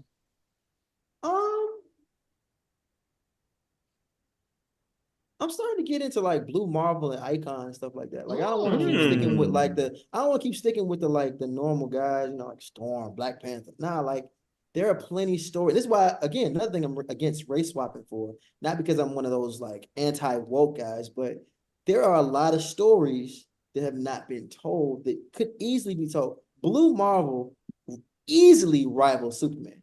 We know this. Easily rivals Superman, but we've yet to have that story be told yet, right? And again, we talk about the brand building of Marvel or the brand building of DC. Well, DC's working on it, but they could easily make that guy a household name if they just take a chance. And they're scared to because of Phase 4. Phase 4 has messed up a lot of stuff, right? There's a lot of superheroes going to be announced, but we just don't care. Like Echo. Who wanted to see an Echo show? I want to see an Echo show. She-Hulk. Cool, but bro, she's fighting street level villains. She's the same. I mean, they made her the same power level as Hulk. Why is she fighting street level villains and struggling? She got to start somewhere.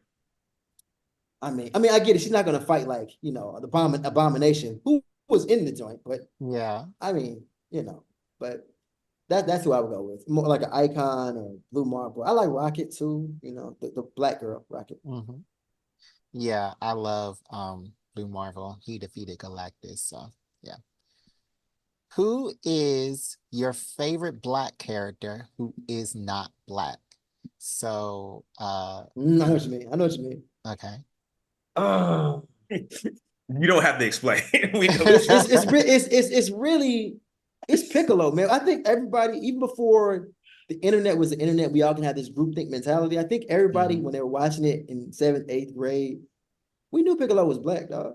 We knew that. With the episode, the filler episode where they went like a day on the town, where Piccolo had the yellow sweatshirt with the backwards cap.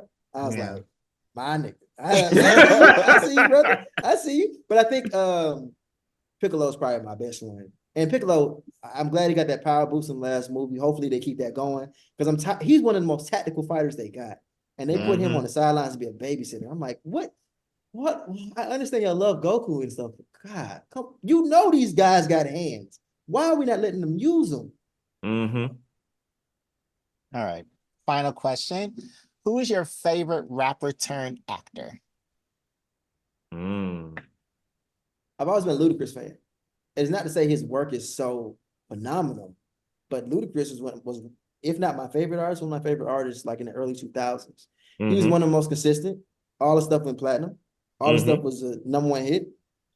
He was funny dude. Like, and being from Atlanta, Chris Lover, hey, that's what I grew up on. Like, so he's probably my favorite. Right. Bonus question: Who should Megan Thee Stallion cosplay as next? Dog, listen, let me tell you something. Didn't I send you that? Did I send you that picture? Jade, the wrestler. You know who Jade is, the wrestler? She did, what's the big joint from My Hero Academia? Mount Lady? Matter of fact, it's not the giant lady. It's the one that has the bunny ears and stuff. Oh, when I saw yeah. Yes, when I saw Jade cosplay her as her, I said, she is exactly who I thought when I saw that character. I said, you are perfect. She's in Tokyo right now. But Meg Thee Stallion, I really like Meg. I really do, because she's true to this. She isn't like doing this for clout. I've seen when she was a nerd. Like, let's be honest, she was 5'11" in high school. You weren't into tall girls like that. I mean, you might have had it, but it was a deep fantasy. It wasn't something you said out loud. So she's already liking anime. She's tall. She's in the science club. You know what I'm saying? Like, so her love of anime, she goes deeper than anybody else. Who do I like her as, or who should she do next? Who should she do next? Because she's done Todoroki, she's done Mirko. She's killed every single one. She's done JJK. Gojo. Yeah, she's killed Gojo. I don't think I could do Tenjin. I can see her doing that. A female Tenjin Azui. Because you saw my blades, Jared. You know what I'm saying? So, and then when I was on Pinterest, I saw the cosplay for a female Tenjin. I was like, okay, I see little Meg with the blades. You know what I'm saying? I would like to see that, but I'm certain there's plenty others, because she probably gonna kill it this Halloween too. I mean, I'm surprised she's not at Comic-Con, but I think she's still on tour. But she just performed at Broccoli. I thought she was gonna abandon that when she started getting big, but she stayed true to it. She stayed true. All right. I would like to see her as Tsunade. That would be dope. All right, guys. So you can send your questions into blackgeekenergy@gmail.com, or on Instagram at blackgeekenergy, or on TikTok at blackgeekenergy, or on Twitter as BGE_pod. This has been an amazing episode with our friend Ellaway. Ellaway, you got to come back on. Hopefully sometime closer to the election. Pleasure, man. I enjoyed talking politics and nerd stuff, man. I enjoy that. So, Ellaway, where can they find you at online? Instagram is EasyDoesIt04. And on TikTok is EasyShot04. Just hit me there and we'll make it work. All right. And finally, DeMarcus, any last words? We've talked about a lot of politics today, and that's super interesting, because I feel like I learned a lot. Because, like I said, I get my politics news from like Instagram, Facebook, and a lot of it is sensationalism. And I think what I want all of our listeners to take away from this episode is do your own research. Like, when you hear something, see something, read something, and it sparks a bit of interest in you, and you want to tell it to somebody else, first slap it in Google real quick. It takes 30 seconds. It's 30 seconds, and see what you find. And stop, and don't just look for confirmation bias. Don't just look for things that confirm what you already think. See what's actually out there. That's true. Yeah. And if you have Circle to Search, it got 5 seconds.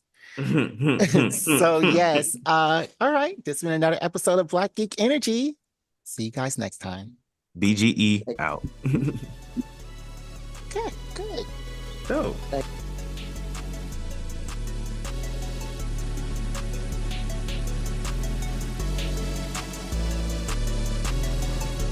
What's happening, my fellow geeks out there? It's a new year. Welcome to 2024. New me, or the same you. However you want to play it this year.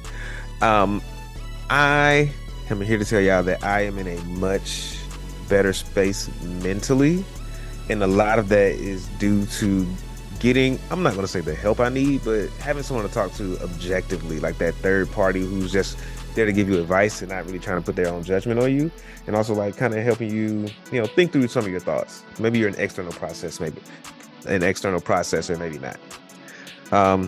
But you can do all of these things with BetterHelp.com. So you can be in the same place I am. You can be in a better place than I am. You can improve the way you think and the way you approach situations just by having someone to talk to about it that is not there to judge you, that is available at the send of a text, that you can switch them out if it's not working. If they're not giving you the advice you need, you can just say, hey, BetterHelp, give me someone else, and they'll find you someone else to partner with. Tell you it's an amazing service. And if you tell them we sent you, you're going to get a discount. Because why would we tell you to go if we're not going to hook you up? So go to betterhelp.com/BGEpod and tell them DeMarcus sent you.